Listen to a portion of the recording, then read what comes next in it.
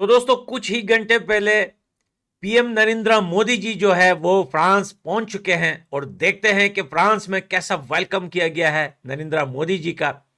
और एक ही मुतालबा है, फ्रांस से जहाद किया जाए, हर गुस्ताखी रसूल से जहाद किया जाए। फ्रांस की स्थिति अभी काफी ज्यादा नाजुक है।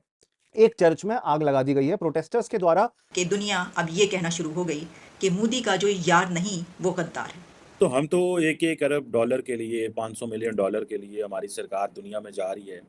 और मैं देख रहा था कि दुनिया की कंपनियां इंडिया में किस तरह पैसा डाल रही हैं। इसका मतलब ये है कि उन्होंने अपना एक फेवरेबल एनवायरनमेंट दिया हुआ है। ऑस्ट्रेलिया, अमेरिका, कनाडा, लंदन, ये सारे मुल्कों के बाद अब बारी आई है फ्रांस की। तो दोस्तों देखते हैं कि फ्रांस में कैसा वेलकम किया गया है नरेंद्र मोदी जी का। हेलो फ्रेंड, मैं हूं नाइक। आज का वीडियो में आप सबका स्वागत है। दोस्तों, मोदी जी फ्रांस दौरे पर है।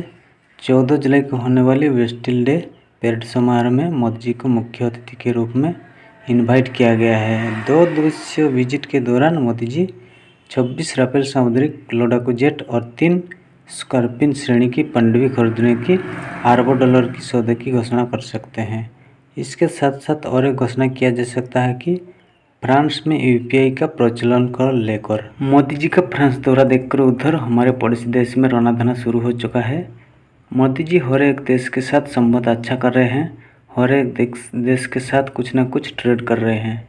हर एक देश मोदी जी को सम्मान करता है, इंडिया को बहुत इज्जत कर रहा है। हर कोई मोदी जी का भक्त बन रहा है, लेकिन पाकिस्तान का सीएम जहाँ कहीं भी जाते हैं भीख मांग रहे हैं। कोई देश पाकिस्तान का इज्जत नहीं करता, ये देखकर पाकिस्तानी मीडिया बौखलाया हुआ है।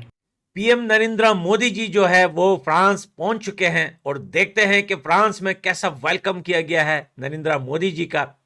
ऑस्ट्रेलिया, अमेरिका, कनाडा, लंदन, ये सारे मुल्कों के बाद अब बारी आई है फ्रांस की। प्राइम मिनिस्टर नरेंद्र मोदी के पहले दिन वो डायस्पोरा से खिताब करेंगे और Modi will address a diaspora at performing arts centre in Paris on his first day.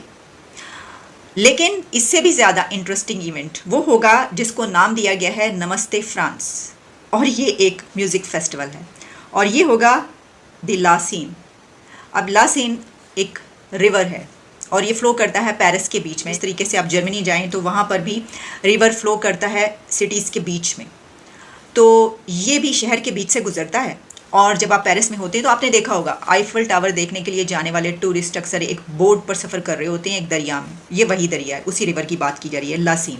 यहाँ पर ये म्यूज़िक फेस्टिवल है जिसको नमस्ते फ्रांस का नाम दिया गया है और उसमें ऑब्वियसली कि इंडिया की जो खासियत है, कमाल है, वहाँ पर परफॉर्मिंग आर्ट्स और म्यूज़िक, इस सब में जो है वो यहाँ पर शोकेस किया जाएगा।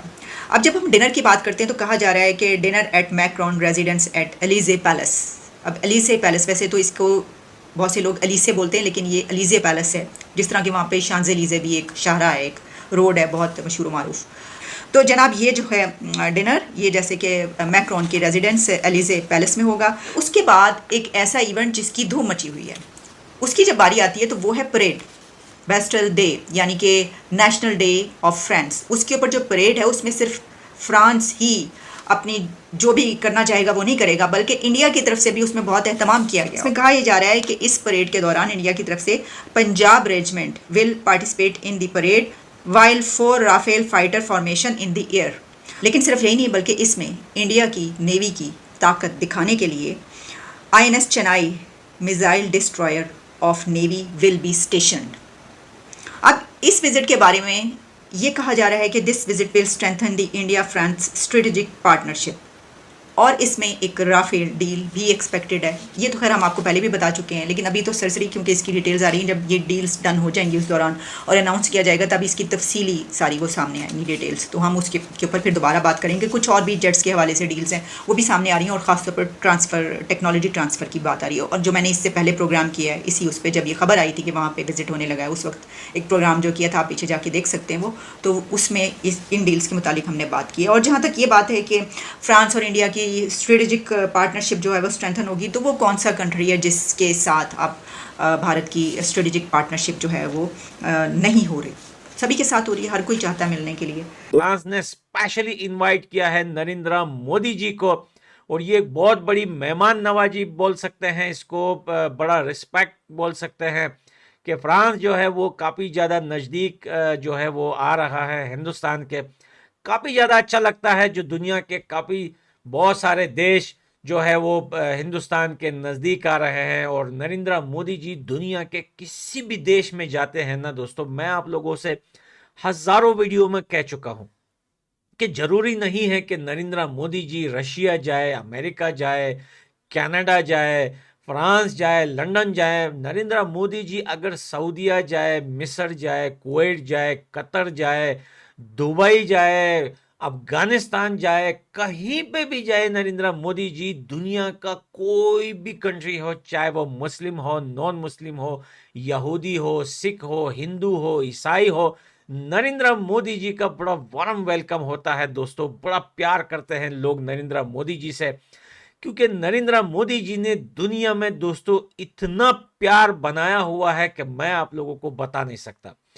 सिवाय पाकिस्तान के या सिवाय हमारे पड़ोसी देश के दुनिया में कोई भी ऐसा देश नहीं है जो नरेंद्र मोदी जी को पसंद नहीं करता हो और नरेंद्र मोदी जी की तारीफ नहीं करता हो।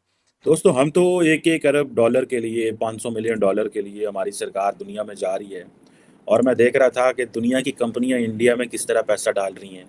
इसका मतलब ये है कि उन्होंने अपना एक फेवरेबल एनवायरनमेंट दिया हुआ है। इधर हमारी जो सरकार है, उस सरकार को, सारी सरकार को समेत फौज और हमारी सियासतदानों को, या नॉट सियासतदानों को, आप कह लें रूलिंग प्राइम मिनिस्टर को और आर्मी चीफ को, इकट्ठे बैठ के दुनिया को यकीन दिलवाना पड़ता है और कहना पड़ता है कि आप आएँ, पैसे लेके आएँ तो हम आपके साथ हैं। अभी आपको पता है कि सिर्फ इस साल अभी ये जो है जिसको कहते हैं ना फॉर द ईयर 23, जो फॉरेन रेमिटेंस है वो 14% पाकिस्तान में कम हुई है। पहले 31 बिलियन डॉलर थी, वो कम होकर 27 बिलियन डॉलर हो गई। उसकी रीज़न ये है कि ट्रस्ट नहीं रहा।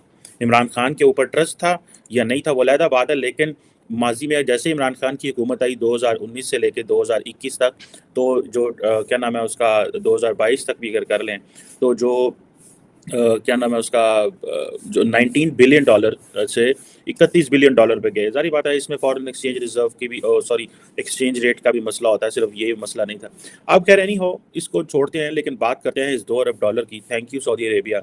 हमारे फाइनेंस मिनिस्टर इसाक डार ने कहा है कि स्टेट बैंक पे जो है वो 2 अरब डॉलर सऊदी अरब का पहुँच गया।